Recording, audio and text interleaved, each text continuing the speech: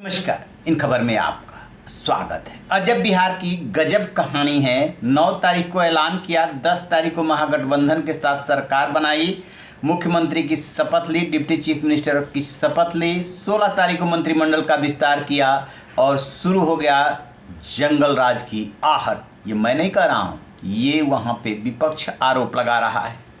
अभी ये सब कुछ लॉ एंड ऑर्डर को लेकर के मुद्दा चल ही रहा था। लड़की को गोली मारी गई, उसके बाद लूट के दौरान जो है पूर्व सैनिक को गोली मारी गई। मान लेते हैं थोड़ी देर के लिए कि ये आपराधिक घटनाएं हैं और हो गई, लेकिन सरकार में क्या चल रहा है। बीमा भारती बमक गई लेसी सिंह पे कि नीतीश कुमार को लेसी सिंह में ऐसा क्या दिखता है कि उनको बार बार मंत्री बनाते हैं। तो नीतीश कुमार ने सुना दिया कि जाना है तो जाइए। ये तो हो गया जेडीयू के हाल। अब जरा सरकार का हाल सुनिए। सबसे पहले कार्तिकेय कुमार को लेकर के आरोप लगे कि कोर्ट उनको खोज रही थी, नॉन अवेलेबल वारंट था और वो 16 तारीख को शपथ ले रहे थे। इसके बाद नंबर आया सुधाकर सिंह का कि चावल गबन वाले हैं ये, तो जो कि वर्तमान में कृषि मंत्री बनाए गए। एक कानून मंत्री बनाए गए और एक कृषि मंत्री।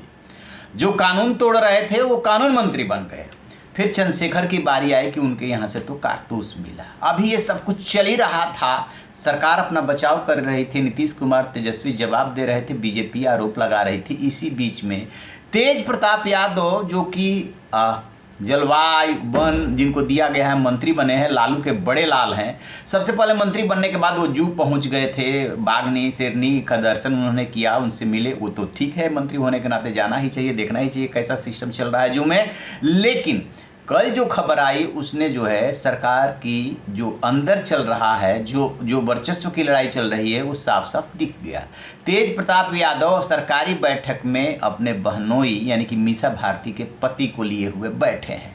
बस क्या था, बीजेपी ने आसमान को सिर पे उठा लिया। ये क्या हो रहा है सरकारी बैठक में, किस हैसियत से वो आए हुए हैं। आप तस्वीरों में देखेंगे कि मीटिंग में वो एकदम बगल में बैठे हुए हैं। जब इसको लेकर के बीजेपी ने हमला बोला तो उधर से सफाई आई आरजेडी की तरफ से कि वो सरकारी बैठक में किसी को निर्देश नहीं दे रहे थे, तेज प्रताप से मिलने के लिए गए थे और बैठक में ही वो बैठ करके इंतजार करने लगे। अब बताइए, ये तर्क गले के नीचे उतरता है। यदि वो गए भी थे मिलने के लिए तो वहाँ पे मंत्री के साथ गेस्ट रूम होता है और कमरे होते हैं, उसमें बैठ के इंतजार कर लेते। वो तो मीटिंग में उनको बैठाने का साफ साफ मतलब है और अफसरों को इंडिकेशन है। तो ये जो बीजेपी आरोप लगाती रही है, कहीं ना कहीं सरकार चलाने में आरजेडी ये गलती कर रही है क्या कि जो राजनीति है वो संदेश एवं संकेतों से चलती है। जिस तरीके से Tejashwi Yadav deputy chief minister को विभाग मिले, उनको सारे स्वास्थ्य से ले करके लोक निर्माण से ग्रामीण शहरी विकास सब दे दिया गया, उससे भी संदेश गया। माना यह जा रहा है कि नीतीश कुमार तो तात्कालिक रूप से चीफ मिनिस्टर है, असली वारिस जो है तेजस्वी यादव ही हैं, इनके वही बनेंगे। और उनके आरसीपी सिंह तो ये भी आरोप लगा देते हैं कि जेडीयू का आरजेडी में विलय होने वाला है। तो तेजस्वी यादव को ही चीफ मिनिस्टर बनना है और नीतीश कुमार तैयारी कर रहे हैं पीएम मटेरियल होने के नाते पीएम उम्मीदवारी की। विपक्ष कब कहाँ कैसे सम्मेलन करके इनको एक्सेप्ट करता है, करता भी है कि नहीं करता है, अभी सभी भविष्य की गर्भ की बातें हैं, लेकिन इंडिकेशन कुछ ऐसे ही मिल रहे हैं।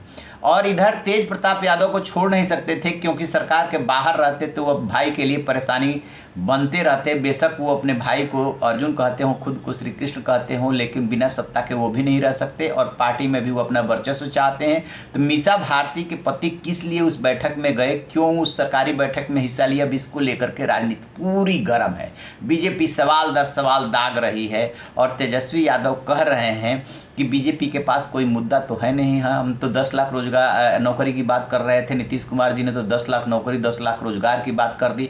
अब ये भी एक बड़ा सवाल है, बहुत अच्छी पहल है। तेजस्वी के इस बात में दम भी है कि कम से कम जात पात और मजहब से हट करके रोजगार की चर्चा तो होने लगी, लेकिन क्या 20 लाख 10 लाख नौकरी और 10 लाख रोजगार दे पाएंगे। और यही नीतीश कुमार चीफ मिनिस्टर थे तो बीजेपी के साथ ये पहल करने में क्या दिक्कत हो रही थी। क्या बीजेपी ये कह रही थी कि नौकरी मत दीजिए, तो बीजेपी पे सवाल या निशान लगता है कि बीजेपी आखिरकार ऐसा क्यों कर रही थी। और यदि इनके के साथ आने से रोजगार क्रिएट हो जा रहा है और नौकरी क्रिएट हो जा रही है, तो फिर तो नीतीश कुमार को इस बात का जवाब देना होगा कि आपने 2 साल, लगभग 2 साल यूं ही निकाल दिया, क्यों नहीं किया? तब भी तो मुखिया आप ही थे। खैर, ये सब तो राजनीति की बातें हैं, बातें होती रहेंगी, दाव पे चलते रहेंगे। असली तैयारी 2024 की हो रही है, उसके बाद 2025 में बिहार का चुनाव आ जाएगा, तो दोनों पक्ष से दाव पे चले जाएंगे। स्वाभाविक सी बात है, वहाँ की राजनीति पे हमारी नज़र है। जैसे कोई अपडेट मिलेगा आपसे साझा करते रहेंगे। रहिए ना बेखबर, देखते रहिए इन खबर। Thank you.